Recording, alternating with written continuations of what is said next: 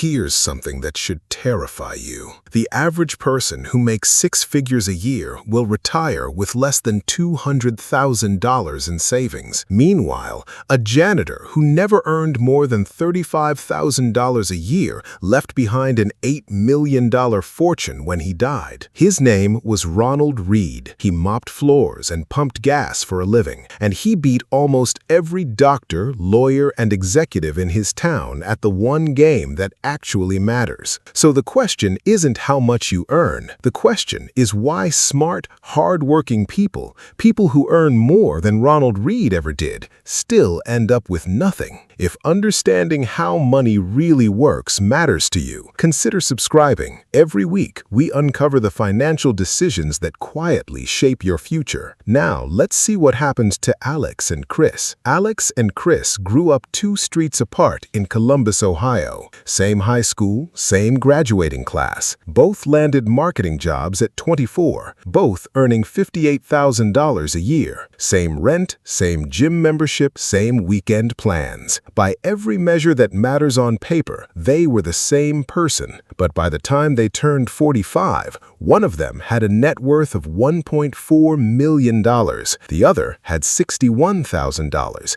and a car loan he was still paying off. What happened in between isn't a story about luck.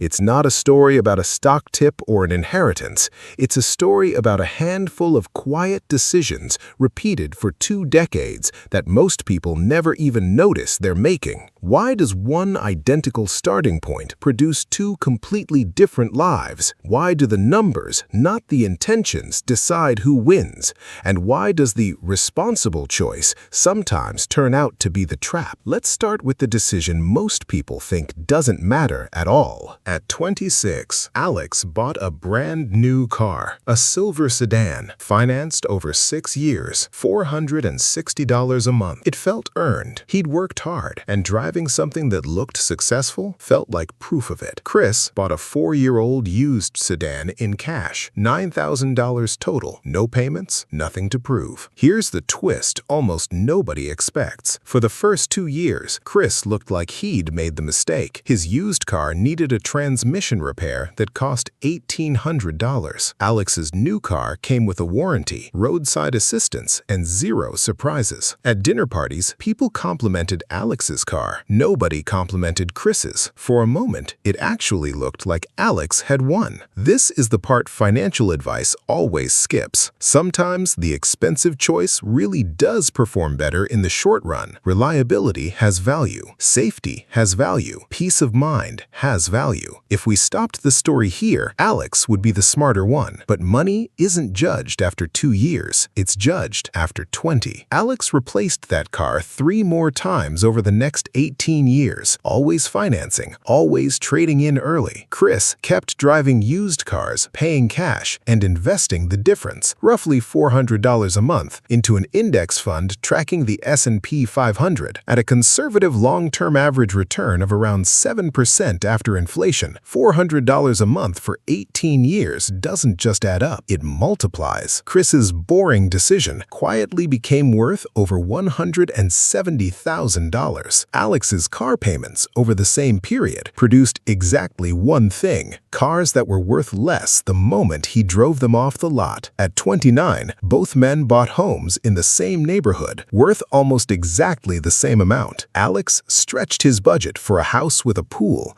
a finished basement, and a 2-car garage. It was 15% more than the bank recommended, but the mortgage broker said he qualified, so it felt safe. Chris bought a smaller, plainer home, the kind real estate agents call starter. He deliberately kept his mortgage payment under 25% of his take-home pay. This is where the psychology gets interesting.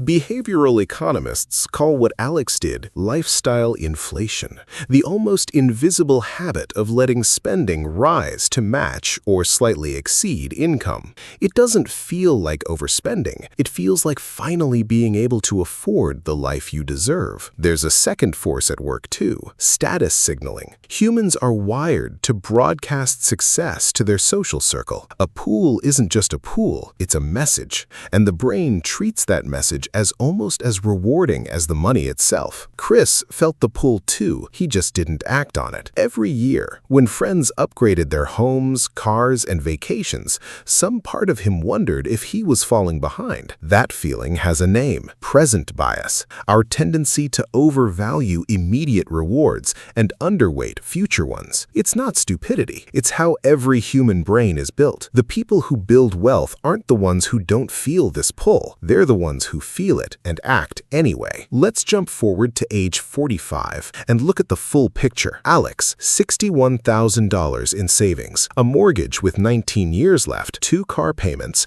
and roughly $14,000 in credit card debt from vacations and home renovations. Chris, $1.4 million.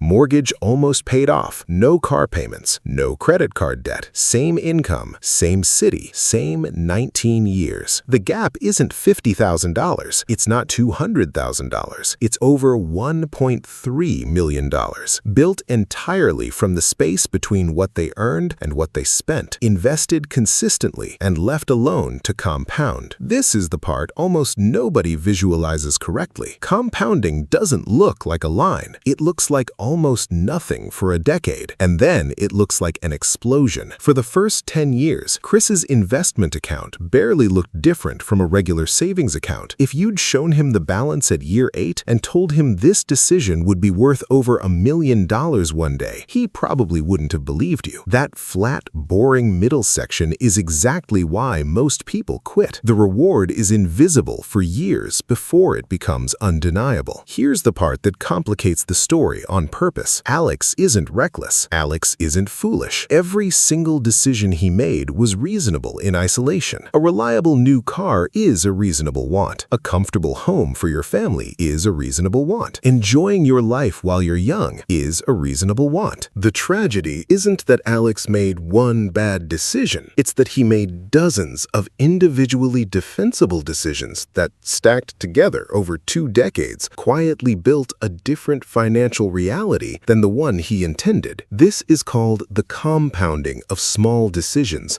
and it cuts both ways. It's why Chris's boring choices became extraordinary, and it's why Alex's reasonable choices became expensive. Neither man was chasing quick riches. Neither man was gambling. One was simply optimizing for how life felt right now. The other was optimizing for how life would look 20 years later. Researchers who study wealth, including the analysis behind The Millionaire Next Door, found something counterintuitive. Many people who look wealthy have modest actual net worth because income gets converted into visible spending almost as fast as it arrives. Meanwhile, many quiet millionaires live in ordinary houses and drive ordinary cars, precisely because they never let their lifestyle catch up to their income. This isn't about willpower, it's about loss aversion and identity. Once you're used to a certain lifestyle, downgrading it feels like a loss, even if you never truly needed it. So instead, people protect the lifestyle and sacrifice the future, because the future isn't real yet. It doesn't hurt yet. It's easy to postpone a cost you can't feel. Chris didn't have more discipline than Alex. He just automated the decision early, investing before he ever saw the money, so he never had to rely on willpower in the first place. Ronald Reed, the janitor with $8 million,